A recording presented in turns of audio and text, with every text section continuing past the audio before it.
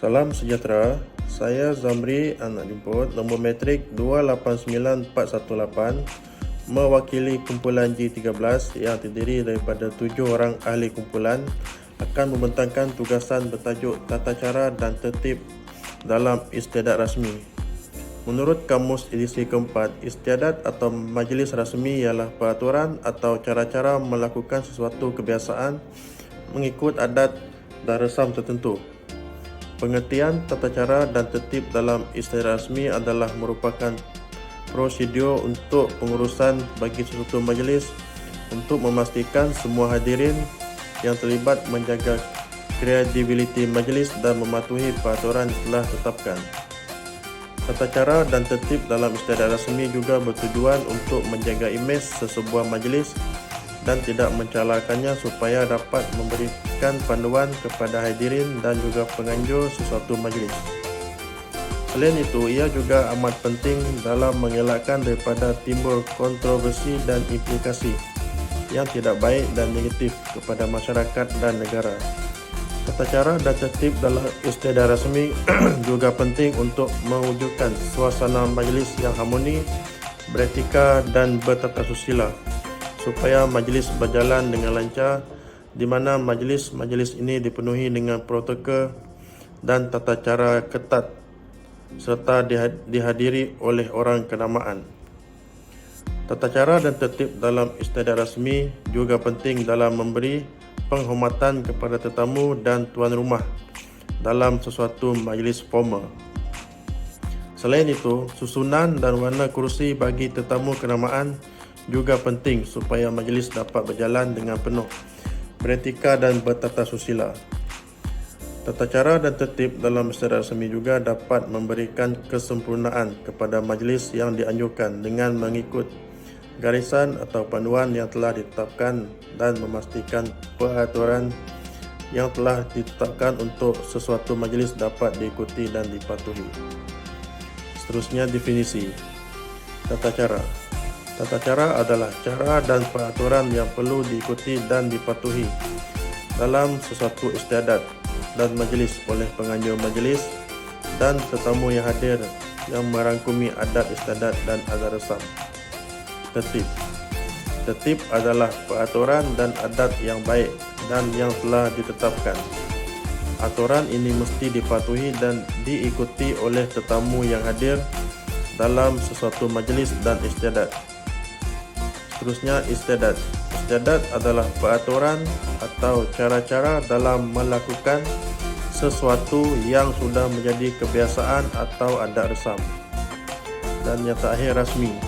Rasmi adalah sesuatu adat atau majlis yang telah disahkan oleh kerajaan atau pihak berkuasa, di mana majlis istiadat dijalankan atau dilaksanakan mengikut adat resam dan tata cara serta di tempat yang telah ditetapkan. Assalamualaikum, selamat sejahtera. Nama saya Muhammad Azhar bin Rosli. Nombor matrik 289317. Tujuan tata cara dan tertib dalam istiadat rasmi. Tata cara dan tertib amat penting dan bertujuan memastikan sesuatu majlis dapat berjalan dengan lancar. Tata cara atau tertib ini dapat memberi penghormatan kepada tetamu dalam sesuatu majlis formal. Antaranya, kemudahan dari segi kedudukan tetamu kehormat dan para tetamu. Tata cara dan tertib juga diguna pakai antara seseorang tokoh dalam masyarakat dan juga pemimpin-pemimpin antara negara. Dengan berbuat demikian, sesebuah organisasi yang menganjurkan sesuatu majlis dapat mencerminkan atau melambangkan kreativiti, kredibiliti dan keupayaan jika majlis tersebut berjalan dengan jayanya. Contoh terdekat yang sering dikaitkan ialah majlis convocation. Majlis ini mempunyai istiadat dan protokolnya yang tersendiri. Elemen penting tata cara. Terdapat pelbagai elemen penting dalam tata cara bagi sesuatu majlis. Ini bagi melambangkan martabat dalam sesuatu majlis rasmi yang dihadiri oleh tetamu kehormat, antaranya YDP Agong, Sultan-Sultan Negeri atau Perdana Menteri. Berikut antara elemen yang terdapat dalam tata cara. Nombor 1, panggilan hormat. Panggilan hormat yang betul menunjukkan kesopanan dalam mengendalikan sesuatu majlis. Panggilan hormat juga merupakan tanda penghormatan kepada seseorang yang hadir dalam sesuatu majlis. Mengikut Surat Perkeliling Am Bilangan 4 tahun 2014, panggilan hormat merujuk kepada sebutan sebelum namanya yang digunakan bagi menghormati individu tertentu berdasarkan kedudukan mengikut jawatan, anugerah darjah kebesaran yang diterima dan keagamaan. Berikut ialah panggilan hormat yang terbahagi kepada beberapa kategori. Kategori pertama, panggilan hormat diraja, panggilan hormat jawatan, panggilan hormat kurniaan darjah kebesaran, panggilan hormat keturunan, panggilan hormat keagamaan, dan yang terakhir sekali, panggilan hormat untuk badan beruniform. Assalamualaikum dan salam sejahtera. Terusnya kita beralih pada konsep tata cara dan tertib dalam istiadat rasmi. Untuk makluman tuan-tuan dan puan-puan, istiadat rasmi ataupun majlis rasmi ini merupakan satu majlis yang diadakan bertujuan untuk menyambut peristiwa penting seperti istiadat pertabalan, majlis perkahwinan, majlis-majlis formal yang lain dan sebagainya. Majlis rasmi ini juga dia membawa maksud satu majlis formal di mana ia mengandungi tata cara dan protokol. Contohnya, majlis rasmi yang penuh istiadat ialah majlis yang biasanya dijalankan di istana, seperti istiadat pertabalan, istiadat pengurniaan darjat kebesaran dan juga istiadat mengangkat sumpah. Majlis rasmi yang berlangsung ini juga perlu dikelolakan oleh golongan profesional yang berkemahiran dalam mengendalikan majlis tersebut, kerana ini bagi memastikan kelancaran majlis sentiasa berada dalam keadaan terkawal dan dapat mengelakkan segala kecurigaan yang memberi imej negatif terhadap majlis. Okey, selain itu, apabila kita sebut tentang istiadat rasmi ataupun majlis rasmi, semestinya ia mempunyai tata cara dan tertibnya yang tersendiri. Dalam arti kata lain lah, bagi tata cara dan tertib ini adalah protokol. Protokol dalam satu majlis ini bermaksud satu peraturan, sama ada peraturan tersebut ditetapkan secara tersurat ataupun tersirat berkenaan dengan tata cara yang perlu diamalkan untuk memenuhi agenda majlis. Protokol dalam majlis ini sangatlah berkait rapat dengan adab dan juga tata sila yang perlu dikekalkan dalam majlis semasa majlis berlangsung. Antara protokol yang perlu dititikberatkan semasa istiadat rasmi adalah dari segi penyusunan terutamanya, panggilan hormat bagi orang-orang kenamaan, penyediaan dari segi jemputan terhadap golongan-golongan kenamaan, susunan tempat duduk, dan juga penyambut tetamu juga perlu memainkan peranan penting dalam majlis ataupun istiadat rasmi ini. Selain itu, pegawai protokol juga berfungsi supaya memastikan majlis tersebut berjalan dengan lancar dan tidak berlaku sebarang perkara yang dapat memberi kesan negatif terhadap majlis. Pemilihan untuk jamuan juga perlu ditetapkan dan juga penggunaan bahasa istana dan juga bahasa diraja juga perlu diikuti mengikut protokol semasa majlis lah. Dan satu lagi adalah pemakaian juga perlu mengikut protokol majlis yang telah ditetapkan. Kemudian kita pergi pada tata cara bagi pemasangan kapet untuk istiadat rasmi ataupun majlis rasmi. Pemasangan kapet bagi istiadat rasmi juga dia merupakan satu elemen yang penting yang perlu diambil tahu ataupun dititik beratkan. Ini kerana ia mempunyai protokol yang tersendiri, dan jika berlaku sebarang kesilapan ketika majlis berlangsung, perkara ini akan memberi imej yang negatif lah terhadap majlis. Untuk makluman tuan-tuan dan puan-puan, pemasangan kapet dalam istiadat rasmi ini pula melibatkan dua warna sahaja, iaitu yang pertama warna kuning dan kedua warna merah. Seterusnya kita beralih kepada bentuk hiasan meja VIP ataupun restroom. Bentuk ataupun struktur hiasan meja dalam istiadat rasmi perlulah disusun secara rapi mengikut susunan keutamaan. Penyusunan juga perlu dilakukan mengikut susu galuh kenamaan ataupun mengikut darjat ataupun pangkat seorang. Perkara ini perlu dilakukan kerana telah diluluskan secara rasmi berdasarkan bidang kuasa, jawatan ataupun anugerah yang disandang oleh seorang individu tersebut. Penyusunan juga boleh dilakukan dengan merujuk terhadap carta organisasi dan juga penyusunan yang rapi ini dan tersusun amalan penting untuk menentukan keutamaan dalam pemilihan sebagai tamu kehormat ataupun tetamu khas. Ia juga penting bagi menentukan kedudukan tetamu sama ada berada di atas pentas, di dalam dewan ataupun di meja makan. Kemudiannya kita beralih kepada bentuk-bentuk hiasan meja ataupun susunan meja seperti berikut. Yang pertama, kita lihat susunan tempat kekananan bagi 2 orang. Yang kedua, susunan tempat kekananan bagi 4 orang. Yang ketiga, susunan tempat kekananan bagi 3 orang. Yang keempat, susunan tempat kekananan bagi 5 orang. Dan juga yang kelima ialah susunan tempat berbentuk auditorium bagi 2 blok. Di sini kita dapat lihatlah pentas khas yang mana dipecahkan. Lelaki berada di blok A dan juga perempuan berada di blok B. Yang terakhir sekali kita lihat ini adalah susunan tempat bagi melibatkan tetamu kehormat bersama isteri. Dan juga terdapat pelbagai bentuk susunan dan hiasan meja. Seterusnya kita beralih kepada pelan kontingensi, di mana pelan kontingensi ini membawa maksud pelan kecemasan bagi satu perkara yang tidak diduga ataupun boleh juga dilabelkan sebagai pelan lain selain daripada pelan biasa ataupun pelan asal. Pelan ini adalah persediaan bagi mencegah sebarang kegagalan dalam satu majlis ataupun bagi mengelakkan sebarang perkara yang tidak diingini berlaku dalam satu majlis. Pelan kontingensi ini juga dikenali dengan nama lain seperti alternative plan, pelan kecemasan, plan B, backup plan ataupun plan sokongan. Kepentingan pelan kontingensi ini adalah seperti berikut.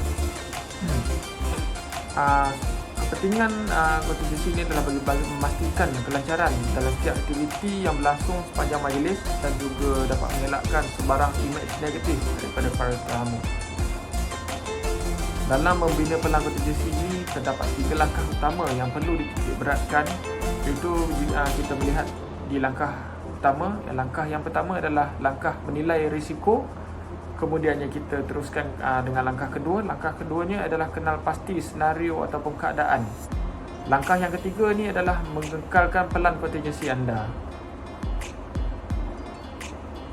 Assalamualaikum dan salam sejahtera. Saya Aida Haryati binti Abdul Rahman. Nama Matrix 289286 akan menerangkan subtajuk tata cara pakaian ketika di meja makan dan penampilan dalam suatu istiadat rasmi. Tajuk ini menerangkan betapa suatu protokol itu menggambarkan pribadi seseorang. Kepatuhan seseorang dalam berprotokol di istiadat atau majlis rasmi menunjukkan sikap dan penampilan diri seseorang. Contohnya, berpakaian mengikut tema yang telah ditentukan atau memakai pakaian yang bersesuaian. Menjaga adab di meja makan serta penampilan diri yang baik serta berkomunikasi dengan tetamu lain. Sikap atau penampilan yang tidak berprotokol akan menjadikan seseorang itu perhatian atau contoh yang tidak baik bagi tetamu lain. Dari segi pakaian, cara makan, cara minum serta penampilan semua harus dititik beratkan agar tidak terlihat canggung. Contohnya memakai pakaian sesuai dengan majlis. Slide di sebelah menunjukkan beberapa contoh pakaian bagi istiadat rasmi. Cara makan dan cara minum juga mempunyai protokol. Sebagai contoh, tetamu hendaklah menggunakan cutlery yang sesuai dan betul mengikut susunan.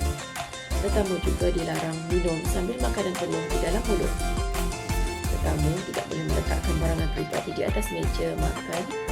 Sebagai contoh, meletakkan beg tangan, meletakkan ubat-ubatan dan sebagainya.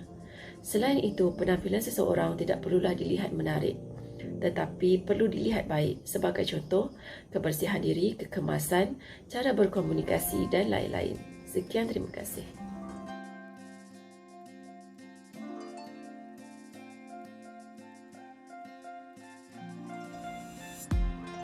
Assalamualaikum warahmatullahi wabarakatuh.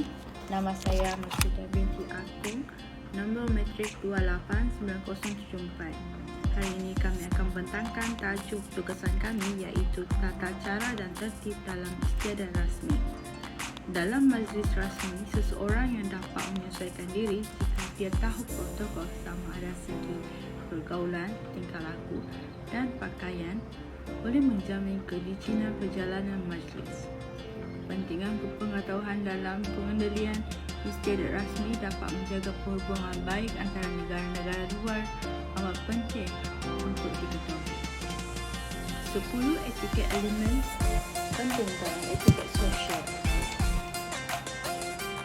Imej seseorang dapat dinaikkan dengan mengamalkan etiket dan kesopanan, menjaga tingkah laku dan mengikuti peraturan-peraturan yang ditetapkan dalam etiket.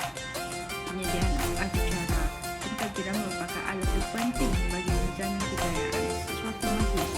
Inilah dokumen yang akan menunjukkan urutan atur acara temporiti. Terdapat dua jenis penulis acara, iaitu seseorang yang mahir dan pakar dalam perjalanan majlis berkenaan, dia akan mengarang acara.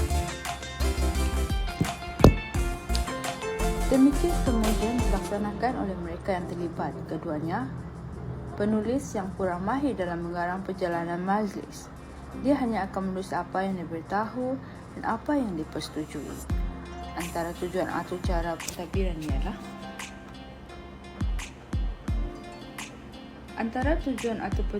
cara yang mengandungi perincian yang baik ialah masa, keterangan secara terperinci mengenai urutan acara, pegawai yang bertanggungjawab atau penyelaras.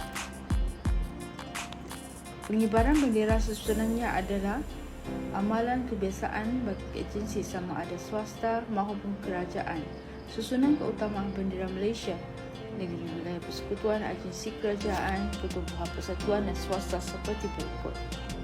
Bagi memudahkan cara mengenali bendera-bendera di Malaysia, berikut ialah bendera-bendera yang perlu dikenali. Malaysia, Terengganu, Perlis, Selangor, Negeri Sembilan, Johor, Kelantan, Perak, Kedah, Pahang, Pulau Pinang, Melaka, Sabah, Sarawak, wilayah persekutuan. Jika tetamu adalah negara asing, maka bendera negara Malaysia yang dari sebelah kanan. Kita hendak mengamalkan bendera negara asing di sebelah kiri dan bendera Malaysia di sebelah kanan. Sekian itu sahaja dari saya. Assalamualaikum warahmatullahi wabarakatuh. Assalamualaikum warahmatullahi wabarakatuh. Saya memaafkan diri aku. Nombor metrik 289088. Seperti mana yang diterangkan oleh sahabat-sahabat saya tadi, dapatlah disimpulkan bahawa tata cara atau tertib dalam sesuatu majlis istiadat merangkumi pelbagai struktur atau perkara yang berada di sekeliling majlis itu dilangsungkan, seperti panggilan kehormat sama ada kepada VIP atau raja-raja, susunan tempat duduk mengikut jabatan, pemilihan makanan, pakaian dan semua perkara-perkara lain yang berkaitan untuk memastikan majlis rasmi yang dianjurkan benar-benar mengikut konsep atau protokol yang ditetapkan mengikut kesesuaian upacara majlis tersebut. Contohnya, majlis yang melibatkan raja-raja, lain protokolnya, manakala melibatkan orang kenamaan atau VIP, lain pula protokolnya. Yang kedua, boleh dirumuskan juga bahawa pentingnya tata cara dan tertib dalam sesuatu majlis rasmi adalah untuk memastikan kesempurnaan atau memuliakan majlis tersebut supaya majlis rasmi yang dianjurkan berjalan dengan lancar tanpa cacat celah. Dan yang terakhir adalah juga dapatlah dirumuskan bahawa ketertiban dan kesusilaan yang ditunjukkan melalui majlis istiadat secara tidak langsung sebenarnya dapat menaikkan martabat budaya bangsa dan negara yang diamalkan di Malaysia kerana terdapat keunikan yang tersendiri melalui majlis-majlis istiadat tersebut. Sebagai contohnya, ketika menerima penganugerahan kehormat, semua wakil-wakil penerima akan masuk menghadap hormat sebelum menerima anugerah tersebut, disamping dengan berbaju Melayu sebagai lambang kebangsaan negara kita. Oleh itu, salah harapan kami supaya semua pihak perlu memainkan peranan untuk memelihara tata cara dan tertib yang diamalkan sejak zaman berzaman supaya kekal terpelihara, tidak ditelan dek zaman. Sekian, terima kasih.